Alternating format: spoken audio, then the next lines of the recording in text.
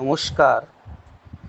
2016 SLST মামলার আজকে review petition supreme কোর্টের খারিজ হয়েছে এবং একটি অর্ডার কপি আপলোড হয়েছে।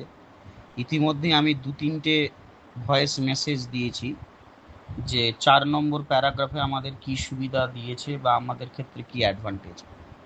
আজকে এই অডিওর মধ্যে দিয়ে আমি আগামীতে কোন পথে আমাদের এগোলে আমরা আমাদের অধিকার আদায় করতে পারবো এবং সকল আনটেন্টেডদের চাকরি সুরক্ষিত থাকবে সে ব্যাপারে দু একটি কথা বলবো। আপনারা এই ভয়েস মেসেজটি সর্বতোভাবে বিভিন্ন জায়গায় ছড়িয়ে দেন, বিভিন্ন গ্রুপ সংগঠনে, যাতে তারাও এটা নিয়ে ভাবনা চিন্তা করতে পারে।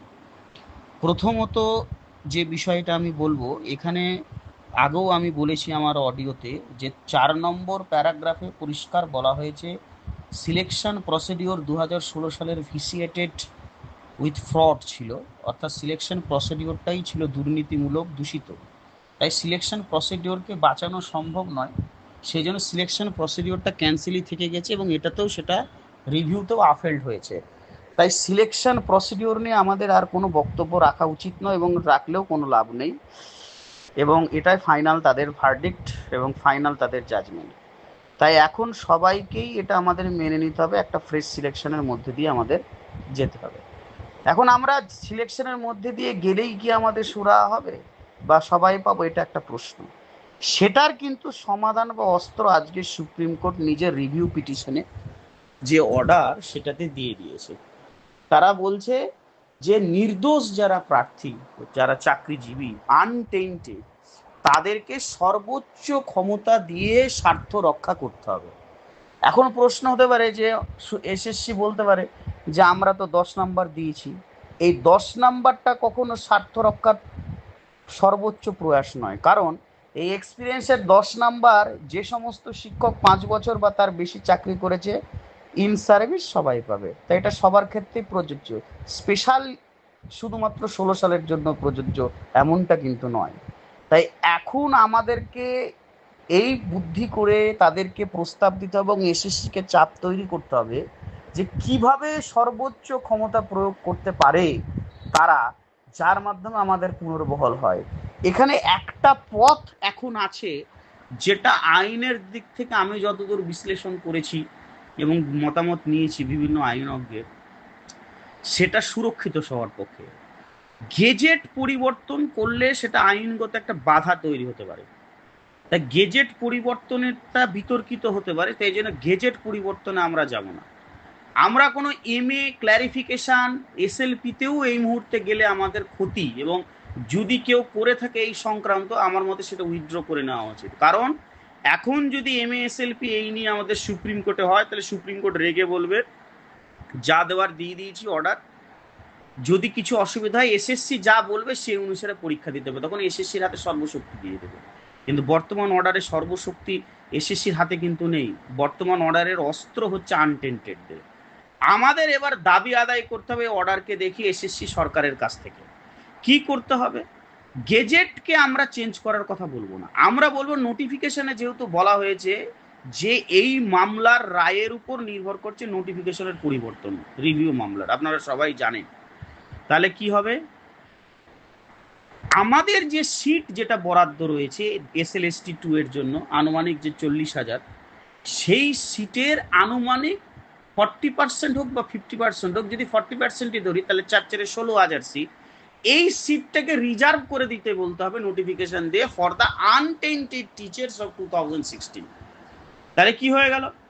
পরীক্ষা একটাই হলো, সেই পরীক্ষাতে 40% সিটে ফ্রেশার্সরা অ্যাপ্লিকেবলই না, শুধুমাত্র আনটেন্টেড টিচাররাই কম্পিট করবে এবং ফিজিক্যালি চ্যালেঞ্জ যারা তারা লড়াই করবে। তাহলে সেখানে আনুমানিক 90 থেকে 99% শিক্ষকের স্বার্থ সুরক্ষিত হয়ে গেল এক।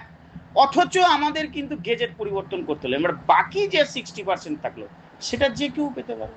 তাতে যদি 40% কারো বাদ থাকে তাহলে বাকিটাতে তারা পাবে, তার কারণ বাকিরা কিন্তু এই 10 নম্বরটা পাবে না ফ্রেশার্সরা, সেখানে কিন্তু তাদের বাকি 60%-এ তাদের কিন্তু উপরের দিকেই থাকবে এবং ভাইভাতেও তাদেরকে অ্যাডভান্টেজ দেবে দরকার হলে সরকার, যে যদি কেউ বেঁচে থাকে বাদ পড়ে যায় 40%-এ পেল না, তাহলে তারা সেইখানে অগ্রাধিকার পাবে, ভাইভাতে সেই ব্যবস্থা করতে হবে এবং বাকিরা সব পেয়ে যাবে। কিন্তু যদি আমরা দাবি করি যে না 16 সালকে নিয়ে আলাদা পরীক্ষা করতে হবে 16 সালের সিটে, তাহলে আমরা কিন্তু ওই এক্সপিরিয়েন্সের নাম্বার পাবো না, কারণ সেটা 16 সালের রি এক্সাম হয়ে যাবে। আর 16 সালের রি এক্সামকে কিন্তু আমাদের কোনো অভিজ্ঞতা ছিল না, আমরা তখন ফ্রেশার্সই ছিলাম। তাই ওই ফাঁদে গেলে হবে না, আমাদের বলতে হবে এই গেজেটেই হবে পরীক্ষা, শুধু রিজার্ভ থাকবে। যেমনটা একটা সময় প্যারা টিচারদের জন্য রিজার্ভ থাকতো এসএসসিতে সিট, একই রকমভাবে 16 সালের ক্যান্ডিডেট যারা আনটেন্টেড নির্দোষ তাদের জন্য রিজার্ভ থাকবে according to the verdict of the supreme court. যেহেতু এখানে একটা বিশেষ সুযোগের বা সর্বোচ্চ ক্ষমতা প্রয়োগের কথা বলা হয়েছে ইনডাইরেক্টলি, এটা কেন এখানে আমরা ডাইরেক্ট দাবি করছি না যে আমাদের পুনর্বহাল করা হোক, আমরা তো পরীক্ষার মাধ্যমেই চাকরিটা পেতে চাই, কিন্তু সংরক্ষিত করা হোক যাতে আনটেন্টেডরা বঞ্চিত না হয় একটা পার্সেন্টেজ অফ দ্য সিট।